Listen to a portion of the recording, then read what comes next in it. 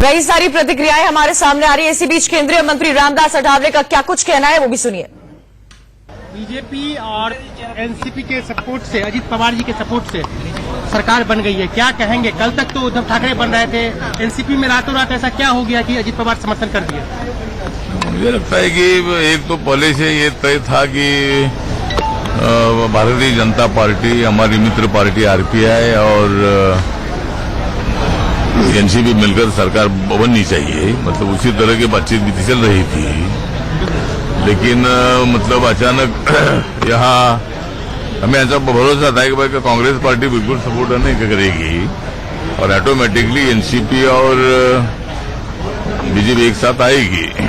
तो अचानक मतलब कल रात को ये फैसला हो गया और आज देवेंद्र फडणवीस जी मुख्यमंत्री बन गए हैं। और यहाँ मतलब शिवसेना को मतलब बीजेपी ने लटका दिया है, कांग्रेस को फटका दिया है और एनसीपी को अपने जाल में अटका दिया है। तो मतलब ये एक अच्छा बात हुआ है। तो ठीक बात है, लोग चाहते थे कि भाई बीजेपी की सरकार बने, शिवसेना की सरकार बने हैं, लेकिन शिवसेना ने अडमन भूमिका ले ली और उसमें मतलब सीएम पद भी चला गया, बाकी के मंत्री पद भी चले गए। तो शिवसेना को बहुत बड़ा सबक सिखाने का जो काम है, ये काम बीजेपी ने किया है। और मुझे हमेशा बोल रहे थे कि आप चिंता मत करो, सब कुछ ठीक हो जाएगा, तो अभी सब कुछ ठीक हो गया है। तो अमित शाह जी सच में चाणक्य है क्या? अमित शाह जी को चाणक्य कहा जाता था, लेकिन क्या वो सही में आज साबित कर दिए?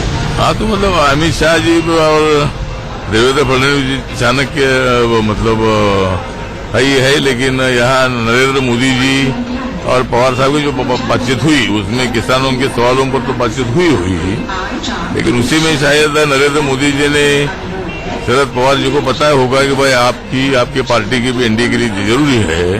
तो शिवसेना बाहर से जा रही है एनडीए से, तो महाराष्ट्र की एक बड़ी पार्टी हमारे साथ आनी चाहिए और इसीलिए नरेंद्र मोदी जी ने शरद पवार साहब से बात की होगी, ये चर्चा आपकी चलने दो और अचानक ऐसा धक्का लगा हो कि पूरा देश एकदम चक्कर में आ जाएगा। तो इसीलिए मुझे लगता है कि निर्णय बहुत अच्छा हुआ है और शरद पवार जी का, अजीत पवार जी का मैं आभार व्यक्त करता हूँ। शरद पवार जी ने नाराजगी जताई है, शरद पवार जी ने बोला है कि ये जो भी हुआ है, अजीत पवार जी ने जो भी किया है वो बिना मेरे कंसर्न का किया है, लेकिन लोग कह रहे हैं कि शरद पवार जी भी उस मीटिंग में थे, बिना उनके कंसर्न की ये बात नहीं हो सकती है।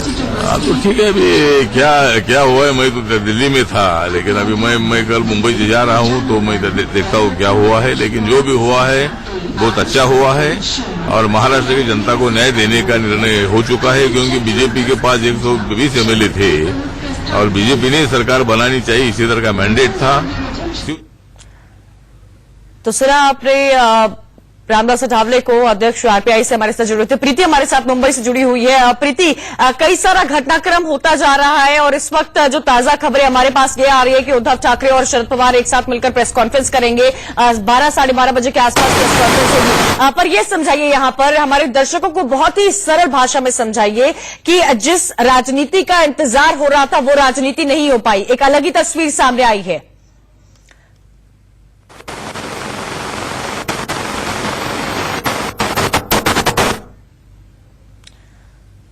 शायद उनकी आवाज हम तक नहीं पहुंच पा रही है। प्रीति, आपसे जुड़ने की कोशिश करेंगे। इसी बीच आपको बता दें अपने दर्शकों को कि तमाम पॉलिटिकल रिएक्शंस, कई सारी राजनीतिक प्रतिक्रियाएं हमारे सामने आ रही है। हमारे साथ स्टूडियो में समीर जी भी मौजूद है। समीर जी, शरद पवार उद्धव ठाकरे साझा प्रेस कॉन्फ्रेंस करेंगे। ये प्रेस कॉन्फ्रेंस आज होने वाली थी, लेकिन शिवसेना, कांग्रेस और एनसीपी की होने वाली थी। कई सारी राजनीतिक प्रतिक्रियाएं हमारे सामने आ रही है। हमारे साथ स्टूडियो में समीर जी भी मौजूद है। समीर जी, शरद पवार उद्धव ठाकरे साझा प्रेस कॉन्फ्रेंस करेंगे। ये प्रेस कॉन्फ्रेंस आज होने वाली थी, लेकिन शिवसेना, कांग्रेस और एनसीपी की होने वाली थी, लेकिन तस्वीर बदल गई है। प्रीति हमारे साथ जुड़ गई। प्रीति, क्या आपको हमारी आवाज मिल रही है? प्रीति, सरकार शपथ तो ले ली है, लेकिन सरकार कैसे बनाएंगे, कैसे समीकरण बैठेंगे?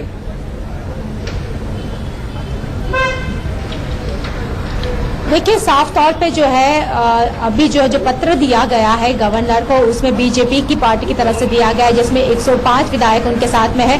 साथ में ही निर्दलीय 15 विधायकों का समर्थन जो है इस वक्त बीजेपी को है। इसके अलावा एनसीपी के विधायक दल के जो नेता है वो अजीत पवार है, उन्होंने गवर्नर को जो लेटर सौंपा है उसमें उन्होंने कहा है। इसी बीच एक और बड़ी खबर हमारे पास आ रही है, अपने दर्शकों को बता दें कि शिवसेना के भी 15 विधायक जो है वो बीजेपी के संपर्क में है। गणित समझने की कोशिश की जा रही थी कि आखिर बीजेपी अपना बहुमत कैसे साबित करेगी। बड़ी खबर इस वक्त की आपको बता दें, महाराष्ट्र से जुड़ी हुई, शिवसेना के 15 विधायक बीजेपी के संपर्क में है। सूत्रों के हवाले से इस वक्त की बड़ी खबर, जश्न का माहौल है। 8 बजे के बाद फडणवीस ने दोबारा मुख्यमंत्री पद की शपथ ली है। फ्लोर टेस्ट में अपने आप को साबित कैसे करेंगे समीर जी, ये समझाइए कि आप बताइए। अब ये भी खबर सामने आ रही है, पहले तो ये बताया जा रहा था कि 15, 20, 22 विधायक थे जो एनसीपी के इनके साथ थे, लेकिन तो भी बहुमत का आंकड़ा नहीं पार कर पा रहे थे दोनों मिलकर। अब ये आ रहा है कि शिवसेना के भी 15 ऐसे विधायक हैं जो बीजेपी के संपर्क में है। मुझे लग रहा है भारतीय जनता पार्टी सबसे बड़ा दल होने के कारण पहला हक भारतीय जनता पार्टी का बनता था। भारतीय जनता पार्टी के पास 105 विधायक खुद के हैं और 15 से ज्यादा उनके पास निर्दलीय विधायकों का समर्थन है। मुझे लग रहा है कि भारतीय जनता पार्टी को अजीत पवार के गुट ने, जिसे अभी राष्ट्रवादी कांग्रेस का समर्थन नहीं कह सकते, अजीत पवार के गुट ने समर्थन दिया है और ऐसा कहा जा रहा है कि अजीत पवार के 20 से ज्यादा विधायक अजीत पवार के साथ है और वो देवेंद्र फडणवीस को समर्थन देंगे। तो मुझे लग रहा है आज जो राजनीतिक डेवलपमेंट हुआ है, जो महाराष्ट्र में जो गतिविधियां हुई है, मुझे लग रहा है शिवसेना के लिए बहुत मुश्किल होगा अपने विधायकों को बचा के रखना। आप देख सकते हैं जब शिवसेना की राष्ट्रवादी कांग्रेस और कांग्रेस के साथ बातचीत पिछले 15 दिनों से चल रही थी, शिवसेना ने अपने विधायकों को बंबई के एक होटल में शिफ्ट कर दिया था और कांग्रेस ने अपने विधायकों को जयपुर में शिफ्ट कर दिया था। तो यह डर था उद्धव ठाकरे के अंदर कि अगर मैंने अपने विधायकों को इकट्ठा रखा नहीं तो यह टूटेंगे और बीजेपी में जा सकते हैं। मुझे लग रहा है उद्धव ठाकरे की जो निजी महत्वाकांक्षा थी किसी भी तरीके से मुख्यमंत्री बनना, उसके लिए चाहे विचारधारा से समझौता करना पड़े, चाहे मुझे किसी भी हद तक जाना पड़े, महाराष्ट्र की जनता के साथ धोखा करना पड़े, जनादेश का अपमान करना पड़े, मुझे लग रहा है इसके विरोध में कम से कम 15 से 20 विधायक। शरद बड़ी खबर आ रही है, अपने दर्शकों को बता दें, शरद पवार के घर एनसीपी नेता पहुंच रहे हैं। शरद पवार के घर पर एनसीपी के नेता पहुंच रहे हैं। बड़ी खबर आपको बता दें, 12 बजे के आसपास शरद पवार उद्धव ठाकरे प्रेस कॉन्फ्रेंस करने वाले हैं। इसी बीच बातों का दौर जो है वो चालू हो गया है। शरद पवार के घर एनसीपी के नेता पहुंच रहे हैं, नवाब मलिक पहुंच रहे हैं, कई सारे नेताओं का आना शुरू हो गया है। कुछ ही देर में 12 बजे के आसपास उद्धव ठाकरे, शरद पवार एक साथ साझा प्रेस कॉन्फ्रेंस करेंगे। लेकिन कई सारे सवाल इस वक्त पूरा देश जो है वो शरद पवार से जानना चाहता है। यहां पर उनके खुद के नेता भी जानना चाहते हैं कि आखिर ऐसा क्या हो गया रातों रात कि अजीत पवार ने सुबह राजभवन जाकर उप मुख्यमंत्री पद की शपथ ली है। नवाब मलिक, प्रफुल्ल पटेल शरद पवार के घर पर पहुंचे, एनसीपी के तमाम नेता पहुंच रहे हैं। नेताओं के पहुंचने का दौर जारी है क्योंकि नेताओं के मन में भी सवाल होंगे। और अब समीर जी, अब क्या कोई रणनीति बचती है जिस पर चर्चा की जाएगी? ये तो बहुत बड़ी हार समझी जाए क्योंकि जिस तरह से देखिए शपथ ले ली है, इतनी शांति के साथ बीजेपी ने काम किया, शपथ ले ली है, कुछ ही दिन बाद वो भी इस चीज में भी वो बहुमत उन्होंने हासिल की हुई है कि वो इधर उधर से अपने विधायक जुटा लेंगे। लेकिन क्या अब जो बातों का दौर जारी है उसका कुछ निष्कर्ष निकलेगा? मुझे लगता है ऐसा कोई निष्कर्ष नहीं निकलेगा। मुझे लग रहा है ये शरद पवार की एक करारी हार है। शरद पवार अपने पार्टी को संभाल के नहीं रख सकते और मुझे लग रहा है कि जिस तरीके से शरद पवार उद्धव ठाकरे के समर्थन में या उद्धव ठाकरे को मुख्यमंत्री बनाने के लिए लगातार मुहिम चलाए हुए थे, सोनिया गांधी के साथ मिलकर कांग्रेस का समर्थन उन्होंने दिलवाया, मुझे लग रहा है पार्टी के अंदर इसमें एक सहमति नहीं थी। अजीत पवार शरद पवार के भतीजे हैं और महाराष्ट्र की राजनीति में उनका दखल शरद पवार से ज्यादा है। शरद पवार उम्र के जिस दौर में पहुंच चुके हैं, अब यह तय था कि उन्हें अपना उत्तराधिकारी तय करना था कि वह अजीत पवार होगा या सुप्रिया सुले होगी। महाराष्ट्र की राजनीति में अजीत पवार, छगन भुजबल, सुप्रिया सुले, ये वहां राष्ट्रवादी के सत्ता के केंद्र रहे, जो सत्ता पे मतलब प्रमुख नेताओं में रहे। मुझे लग रहा है कि अजीत पवार को लग रहा हुआ कि हमारे सिर्फ 2 विधायक देखिए, कई सारी इसी बीच अपने दर्शकों को भी बताते जाए, कई सारी प्रतिक्रियाएं हमारे सामने आ रही है। बीजेपी नेता चंद्रकांत पाटिल ने कहा कि शिवसेना अपनी विचारधारा से भटक गई। क्या कहा, आइए सुनाते हैं आपको एक बार। महाराष्ट्र की जनता की अपेक्षा थी कि महाराष्ट्र की जनता ने भारतीय जनता पार्टी शिवसेना महायुति को जनादेश दिया है। उस जनादेश का इन सब लोगों ने आदर करना चाहिए, सरकार बनाना चाहिए। 80% से भी ज्यादा किसान अब अड़चन में है तो लोगों की अपेक्षा थी, लेकिन 2.5 साल वाला विषय निकालकर शिवसेना ने भारतीय जनता पार्टी के साथ सरकार बनाने में नकार दिया, कभी बैठे ही नहीं, कभी बातचीत भी हुई नहीं, और बातचीत न करते हुए सारे ऑप्शन हमको खुले हैं। पहले प्रेस कॉन्फ्रेंस रखा, भारतीय जनता पार्टी के साथ रिजल्ट के बाद एक बार भी सीटिंग नहीं हुई। मैं राज्य का अध्यक्ष हूं, मैं दावे से कहता हूं 29 अक्टूबर को पहला सीटिंग था, वो कैंसिल किया ऑन देयर ओन। तो पार्टी की तरफ से बाकायदा एक बयान आएगा, मैं उससे पहले कुछ नहीं कहना चाहूंगा, और उसकी वजह यह है कि पार्टी की तरफ से बाकायदा सोच विचार के साथ हम कुछ बोलेंगे। अभी फिलहाल हम कुछ नहीं कहे भाई। जाहिर है कि इसकी खबर तो किसी को भी नहीं है, आपको भी, मीडिया वालों को भी जरा सा इसकी कई भनक नहीं थी, लेकिन पार्टी हमारी तरफ, जो हमारी पार्टी है, वो इस पर बाकायदा सोच विचार के बाद बयान देगी। कई सारे रिएक्शंस हमारे पास आ रहे हैं। राकेश हमारे साथ दिल्ली से जुड़े हुए हैं। राकेश, महाराष्ट्र में काफी कुछ हो रहा है, दिल्ली में भी कुछ हलचल हो रही होगी या सन्नाटा पसरा हुआ है, कांग्रेस की तरफ से क्या प्रतिक्रिया सामने आ रही है?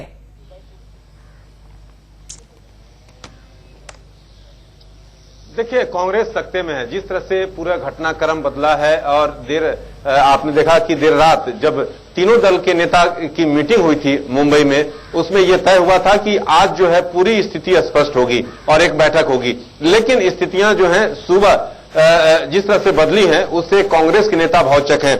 अभी दिग्विजय सिंह का ट्वीट आया है जिसमें उन्होंने कहा है कि मोदी जी, जनता को चुनावी नारा न खाऊंगा न खाने दूंगा। अब प्रधानमंत्री मोदी जी का नारा है खूब खाओ और खूब खा खा कर खिलाकर भाजपा में आ जाओ, ईडी सीबीआई आईटी से मुक्ति पाओ।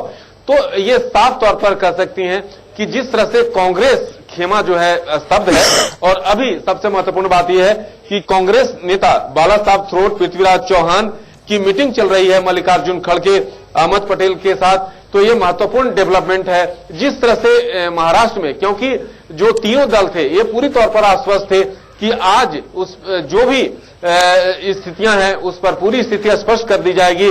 और उद्धव ठाकरे को नाम लेकर सहमति बनी थी, लेकिन कुछ और ही हो गया, तस्वीर कुछ और ही बदल गई है। कांग्रेस ने कहा है कि बीजेपी सत्ता के लिए कुछ भी कर सकती है। कांग्रेस नेता राशिद अल्वी ने क्या कहा है, आइए आपको सुनाते हैं। देखिए, जो कुछ महाराष्ट्र के अंदर हुआ है, मुझे लगता है कि देश के लोग राजनीतिज्ञों पर भरोसा करना बंद कर देंगे। भारतीय जनता पार्टी की जो लंबी फहरिस्त है, मेघालय, मणिपुर, गोवा, हरियाणा, जिस तरीके से सरकारें बनाती चली जा रही है, महाराष्ट्र उस लिस्ट का नया नाम है। जब प्रधानमंत्री नए भारत की बात करते हैं, उस नए भारत के अंदर आइडियोलॉजी का, विचारधारा का कोई मतलब नहीं है, सत्ता का नंगा नाच है। एनसीपी भी शिवसेना के विचारों से तालमेल नहीं रखती। विचार और सिद्धांतों के आधार पर यह अलायंस नहीं हुई है, ये अपॉर्चुनिज्म की अलायंस है और ये टिकेगी नहीं, और महाराष्ट्र में स्थिर सरकार भी नहीं दे पाएगी। ये एक प्रकार से महाराष्ट्र का काफी इसमें नुकसान होगा अगर होती है तो। और मुझे लगता है कि महाराष्ट्र के लिए निश्चित रूप से अस्थिर सरकार ये महाराष्ट्र के लिए अच्छी बात नहीं होगी। तो कई सारे महाराष्ट्र को लेकर, महाराष्ट्र की सियासत को लेकर यहां पर तमाम पार्टियों के बयान सामने आ रहे हैं। सत्ते में नजर आ रही है एक तरह से कांग्रेस। इसी बीच आपको बता दें, कांग्रेस ने आपातकाल बैठक बुलाई। ये बड़ी खबर, आखिरकार कांग्रेस भी अब एक्शन में नजर आ रही है। खड़गे वेणुगोपाल इस बैठक में शामिल होंगे, तमाम कांग्रेस के वरिष्ठ नेता इस बैठक में शामिल होंगे, क्योंकि जिस तरह से महाराष्ट्र की राजनीति एक तरह से पलटी है, कांग्रेस भी अब जाकर जागी है। एक बैठक बुलाई गई है, कांग्रेस के वरिष्ठ नेता इसमें शामिल होंगे। समीर जी, मुझे लग रहा है कि कांग्रेस के लिए भी एक बहुत झटका होगा। अब कांग्रेस के लिए अपने विधायकों को बचाना भी बहुत मुश्किल होगा। जिस तरीके से समीकरण बदले हैं देर रात को महाराष्ट्र के अंदर, कांग्रेस को अपने 44 विधायक को बचा कर रखना बहुत मुश्किल लग रहा है। और मुझे लग रहा है कि आने वाले समय में महाराष्ट्र कांग्रेस के विधायक दल में भी हम टूट देखेंगे और कांग्रेस से कम 10 से 12 विधायक बीजेपी को और एनसीपी आने वाले समय में जो नए समीकरण बन रहे हैं उसमें आपको लगता है कि शामिल हो सकते हैं? खाली शिवसेना नहीं, कांग्रेस के भी एक 8 से 10 विधायक बीजेपी को समर्थन देंगे, क्योंकि वो बिल्कुल, मुझे जो जानकारी है उसमें कम से कम 10 विधायक बिल्कुल भी तैयार नहीं थे शिवसेना के साथ सरकार बनाने को लेकर। उनका कहना था कि शिवसेना के साथ किसी भी हालत में सरकार नहीं बनाना चाहिए। और मुझे लग रहा है कि अब जो डेवलपमेंट हुआ है उसका वो खामियाजा क्या समीर जी, जो मणिपुर में हुआ, जो गोवा में हुआ, जैसे तुरंत बीजेपी एक्शन में नजर आई थी, इसी बीच अभी ये सवाल मैं आपसे पूछूंगी क्योंकि कांग्रेस की बहुत बड़ी लापरवाही यहां पर दिख रही है। कांग्रेस फिर से क्यों देर कर रही है, ये बड़ा सवाल है। संजय राउत ने क्या कुछ कहा है, एक बार फिर से आपको सुनाते हैं। अजीत पवार की क्या प्रतिक्रिया है मुझे मालूम नहीं। उनकी प्रतिक्रिया जो रिएक्शन है उसके बारे में बोलने की जरूरत नहीं। कल 9 बजे तक ये महाशय हमारे साथ बैठे थे, पूरी बातचीत में सक्रिय थे, कोई सूचना भी कर रहे थे। अचानक से वो गायब हो गए। हमें थोड़ा संशय आया था उस बारे में, उनकी जो बॉडी लैंग्वेज थी, क्योंकि वो नजरों से नजर मिलाकर नहीं बोल रहे थे। जो व्यक्ति पाप करने जाता है उसकी नजर जिस प्रकार से झुकती है, वो झुकी हुई नजरे से बात कर, ठीक है बातचीत एक दिन के लिए आगे बढ़ गई, उसका मतलब ये नहीं था। लेकिन भारतीय जनता पक्ष ने राजभवन का जिस प्रकार से दुरुपयोग किया है, फिर एक बार ये इस देश के लोकतंत्र को शोभा नहीं देता। इस पूरे मामले में हम पवार साहब से संपर्क में हैं। उद्धव ठाकरे साहब और शरद पवार की सुबह 2 बार बातचीत हुई है।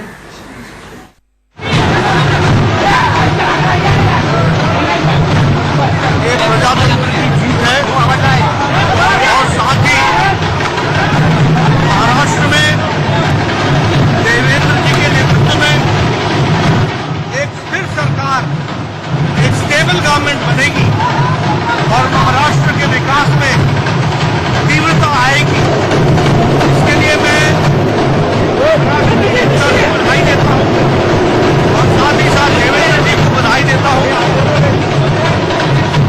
मैच्योर डेमोक्रेसी का ये एक परिणाम हमको देखने को, मैं पुनः सबको महाराष्ट्र की सरकार बनाने के लिए बधाई देता हूँ।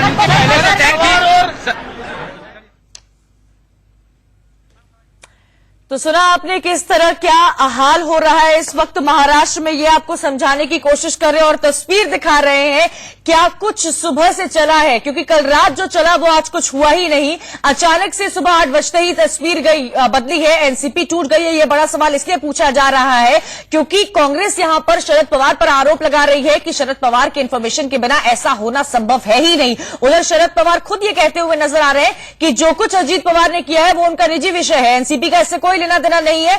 नेताओं के मिलने का दौर जारी है, कांग्रेस मीटिंग बुला रही है। महाराष्ट्र में शरद पवार के घर नवाब मलिक पहुंच रहे हैं, प्रफुल्ल पटेल पहुंच रहे हैं, कई सारे आरोप लगते आ रहे हैं। लेकिन समझना बहुत जरूरी है कि आखिर रातों रात ऐसा क्या हुआ कि पवार सोते ही रह गए और भतीजे ने सरकार बना ली, उप मुख्यमंत्री बन गए। राकेश हमारे साथ दिल्ली से जुड़े हुए हैं, प्रीति हमारे साथ मुंबई से जुड़ी हुई है। प्रीति, सबसे पहले तो मैं आपसे ये जानना चाहूंगी, अजीत पवार उप मुख्यमंत्री पद की उन्होंने शपथ ली है।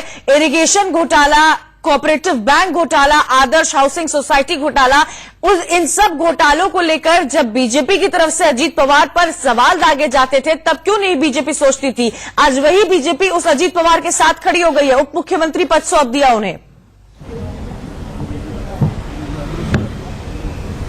जी बिल्कुल, यही सवाल जब हमने गिरीश महाजन को पूछा कि क्या आप बीजेपी ने ही जो है वो ईडी की जो है जांच कराई है, इरिगेशन स्कैम में उनका नाम आया है और यहाँ तक कि एनसीपी के नेता छगन भुजबल भी इरिगेशन स्कैम में जेल में जा चुके हैं। ऐसे में कैसे बीजेपी उनके साथ सरकार बनाएगी? तो उनका ये कहना था, यानी कि गिरीश महाजन का ये कहना था कि जो है इनके खिलाफ जो है पुख्ता सबूत नहीं है, अभी तक अजीत पवार के खिलाफ आरोप सिद्ध नहीं हुए हैं, यानी कि बीजेपी ने यूटर्न ले लिया है, यही हम कह सकते हैं। राकेश हमारे साथ जुड़े हुए। राकेश, खबर ये भी आ रही है कि कांग्रेस ने आपात बैठक बुलाई है, मल्लिकार्जुन खड़गे उसमें कई सारे कांग्रेस के वरिष्ठ नेता उसमें मौजूद हैं। किन मुद्दों पर अब जाकर कांग्रेस चर्चा करेगी? पिछले 1 महीने का समय दिया गया था कांग्रेस को, सरकार गठन का वक्त था, तब कांग्रेस ने कुछ नहीं किया। स्पीकर के पद पर इनकी सहमति नहीं बन पा रही थी, उप मुख्यमंत्री पर सहमति नहीं बन पा रही थी। अब कांग्रेस इस चर्चा से क्या करेगी?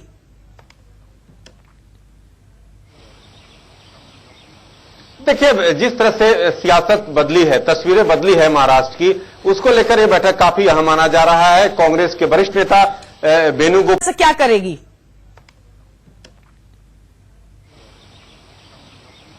देखिए, जिस तरह से सियासत बदली है, तस्वीरें बदली है महाराष्ट्र की, उसको लेकर यह बैठक काफी अहम माना जा रहा है। कांग्रेस के वरिष्ठ नेता वेणुगोपाल के साथ साथ जो है महाराष्ट्र प्रदेश के कांग्रेस के अध्यक्ष पृथ्वीराज चौहान भी उसमें वहां पर हैं, थ्रोट भी हैं वहां पर। तो उन नेताओं के साथ मल्लिकार्जुन खड़गे के साथ महत्वपूर्ण बैठक है कि आखिरकार जिस तरह से तस्वीरें सामने आई हैं, आखिरकार कांग्रेस, शिवसेना और एनसीपी बैठक पर बैठक करते रहे, लेकिन नतीजा जिस तरह से एक कहावत है कि राजनीति में कुछ भी मुमकिन है। और सुबह उठते ही तकरीबन 8 बजे के आसपास जो है महाराष्ट्र के मुख्यमंत्री और उप मुख्यमंत्री के रूप में शपथ हो जाता है और इन्हें कानो कान पता नहीं चलता है। जिस तरह से प्रतिक्रिया आपने देखा कि जो शिवसेना के नेता है संजय राउत, वे अब तरह तरह की प्रतिक्रिया दे रहे हैं। उनका सीधा आरोप है कि अजीत पवार जब कल शाम उनके साथ बैठक में शामिल हुए थे तो ऐसी स्थिति कुछ नहीं थी, लेकिन आंख नहीं मिला रहे थे और उन्होंने कहा कि वकील से मिलने जा रहे हैं। उनका बॉडी लैंग्वेज को लेकर सवाल खड़ा किया जा रहा है, लेकिन कहीं न कहीं सवाल के घेरे में है आखिरकार तीनों दलों के नेतृत्व भी, क्योंकि आखिरकार अगर आपको सरकार बनाना था तो इतनी लंबी समय क्यों ले रहे थे। और सबसे महत्वपूर्ण बात यह है कि जिस तरह से जो तस्वीरें सामने आ रही हैं, जो सूत्र बता रहे हैं, न केवल एनसीपी के 2 दर्जन से ज्यादा विधायक जो हैं संपर्क में हैं अजीत पवार के साथ, उनके साथ खड़े हैं, बल्कि कांग्रेस के भी कुछ विधायक जो हैं जिस तरह से पूरे मसले को, जो तीनों दलों के जो संयुक्त सरकार बनाने की बात चल रही थी उसको लेकर नाखुश थे, तो कुछ विधायक कांग्रेस के 6 से 10 विधायक जो हैं प्रकाश जावडेकर कुछ कह रहे हैं। महाराष्ट्रामध्ये गेले 15 दिवस जे चाललं होतं ते शिवसेनेनी विश्वासघाताचं राजकारण सुरू केलं होतं। शिवसेनेनी मोदींच्या नावे मतं मागितली, शिवसेनेने भाजपबरोबर युती करून मतं मागितली, शिवसेनेने लोकांना सांगितलं की भाजप आणि शिवसेना मिळून आम्ही चांगलं सरकार चालवू, आणि असं असताना अचानक स्वार्थासाठी काँग्रेस बरोबर जाण्याचं पाप करण्याचं त्यांनी ठरवलं। ज्यांनी राम मंदिराला विरोध केला, ज्यांनी सावरकरांचा द्वेष केला, ज्यांनी सर्व लढा सप्त स्वातंत्र्य संपवली, ज्यांनी भ्रष्टाचाराने लूट केली, अशा काँग्रेस बरोबर जाण्याचं त्यांनी ठरवलं। आणि त्यामुळे आज जे महाराष्ट्रामध्ये घडलं आणि ज्यातून महाराष्ट्राचे मुख्यमंत्री झाले देवेंद्र फडणवीस, याचं मी अतिशय स्वागत करतो। आणि मला तर हा तर्क समजलाच नाही की राष्ट्रवादी बरोबर ते गेले तर चांगलं, राष्ट्रवादी आमच्या बरोबर आली की वाईट, असं असत नाही राजकारणात। शेवटी भाजप शिवसेना युती म्हणून लढली होती, त्या युतीचा घोर अपमान हा शिवसेनेने केला, त्याचा घोर विश्वासघात जनतेचा, हा जनतेचा विश्वासघात केला। जनतेने शिवसेना उमेदवारांना मतं का दिली की तुम्ही भाजप आणि तुम्ही मिळून युती म्हणून दिली, मोदींमुळे दिली, देवेंद्र फडणवीसांनी काम चांगलं केलं त्या सरकारसाठी दिली आणि त्याचा विश्वासघात केला, त्याची तुम्हाला किंमत कळायला लागली। इतकं राजकारणाची तऱ्हा कधी कोणी पाहिली नव्हती आणि म्हणून देवेंद्र फडणवीस यांचं मनपूर्वक अभिनंदन।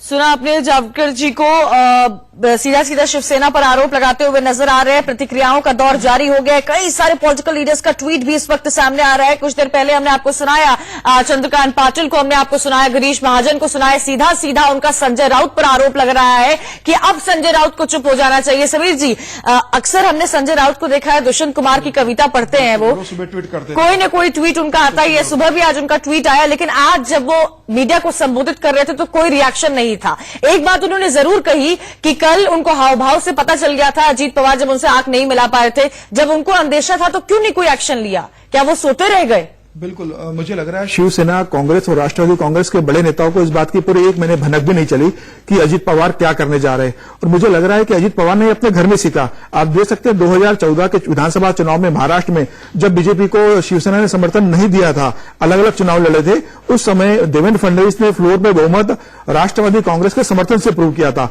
और जब शरद पवार से पूछा गया था कि आपने बीजेपी के खिलाफ चुनाव लड़ाया और आपने कैसे बीजेपी को उस फ्लोर पे समर्थन दे दिया बहुमत प्रूव करने के लिए, तो शरद पवार ने कहा था कि महाराष्ट्र में स्थिर सरकार की जरूरत है, हम सरकार नहीं बना सकते, और महाराष्ट्र में स्थिर सरकार देने के लिए हमने देवेंद्र फडणवीस को फ्लोर टेस्ट में समर्थन दिया था। तो मुझे लग रहा है अजित पवार ने अपने चाचा से सीखा है कि किस तरीके से महाराष्ट्र में स्थिर सरकार की जरूरत होती है, और आज वही उनके भतीजे ने शरद पवार को छोड़कर महाराष्ट्र में स्थिर सरकार देने के लिए, महाराष्ट्र को विकास को आगे बढ़ाने के लिए, और 5 साल जिस तरीके से देवेंद्र फडणवीस ने एक भ्रष्टाचार मुक्त, एक साफ सुथरा प्रशासन दिया था, उसे आगे बढ़ाने के लिए अजित पवार ने कदम उठाया है। मुझे लग रहा है यह कदम एक स्वागत योग्य कदम है और अब महाराष्ट्र को स्थिर सरकार मिलेगी। तो कई सारी प्रतिक्रियाएं सामने आ रही है। एक तस्वीर अचानक से महाराष्ट्र की बदल गई।